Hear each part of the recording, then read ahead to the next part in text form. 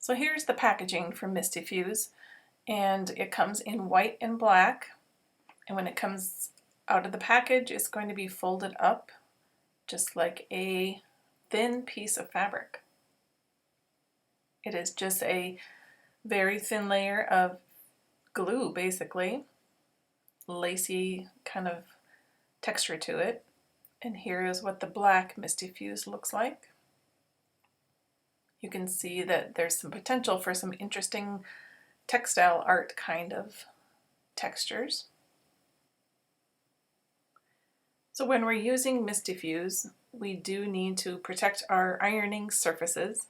So there's a product called the Goddess Sheet, which combines a slick Teflon coated sheer fiberglass for long-lasting non-stick transparent sheet that speeds ironing time, and it puts a helpful glossy sheen on fused surfaces.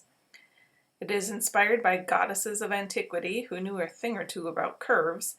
The Goddess Curve is your reliable guide to accident-free fusing. So the curves are cut into the edges so that you can always put the large curve in the lower right, and then you know that you're always pressing on the same surface. So when it comes rolled up in a tube, make sure you take off the sticker.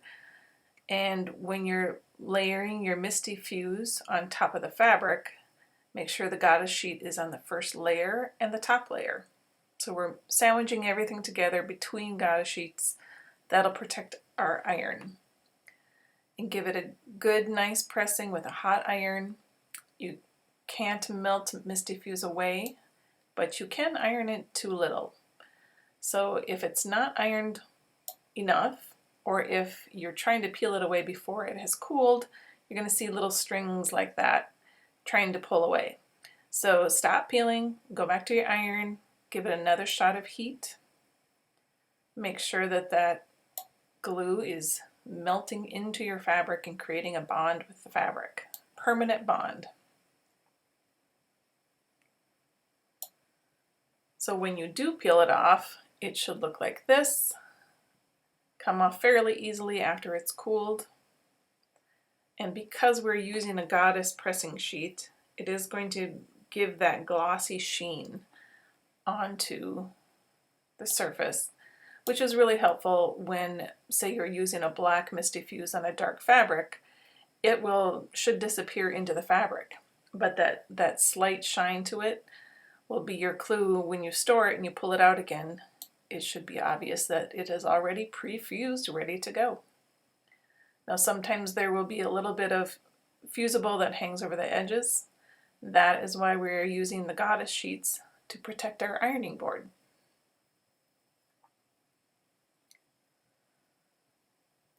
So there you can see the difference.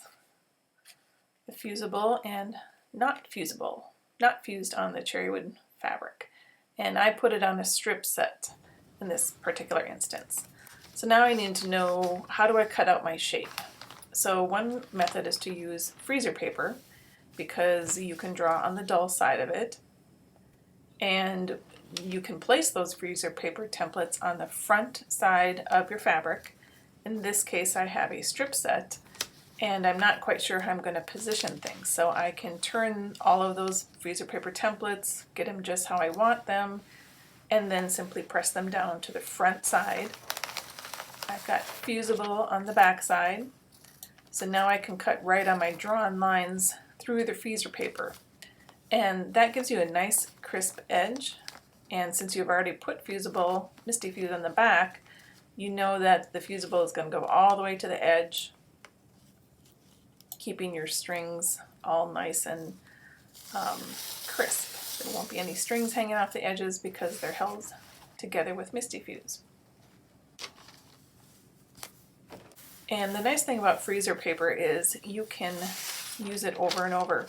The dull side is paper, on the opposite sides it's slightly shiny, and that's just a thin layer of wax that will stick easily to fabric, but also peel up easily and press back down.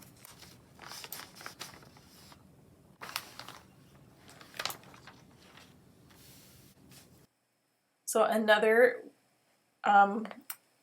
thing that you can use is baking paper, parchment paper, and this is a great way to sketch on with a lead pencil, especially if you want to do something like on the right where it's a free-form drawing words and you don't want to have to reverse the words and you just want to take a drawing and figure out how to get fusible on the back of it without having to flip it.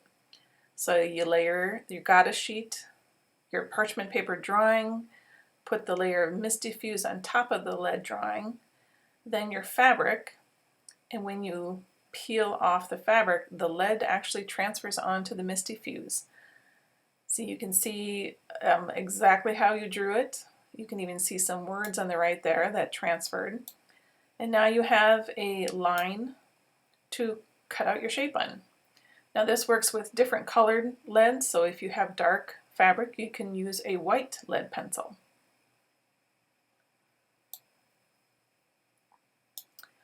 Now here is what not to do with Misty Fuse.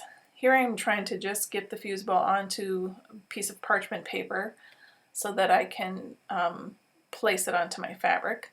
So I've made my sandwich. I have a goddess pressing sheet on both sides of the Misty Fuse, but I did not give it enough heat. And I also didn't let that cool down afterwards. And so I tried to peel it up too soon, and as you can see, it is not sticking to the parchment paper and it is all stringy and I've got myself a mess. However, nothing sticks to the goddess sheet. I can simply pull it off the sheet because of its Teflon coating, and I can ball it up and use it to get any last little bits. Just rub the sheet off. You can also use your fingernails to scrape it off. So I recommend using a goddess sheet for any kind of fusible, paper-backed heat and bond, or any brand of fusing. It is also see-through, so you can put your shapes together and use the placement guide underneath the goddess sheet and overlap your pieces, iron them together, and create one big unit.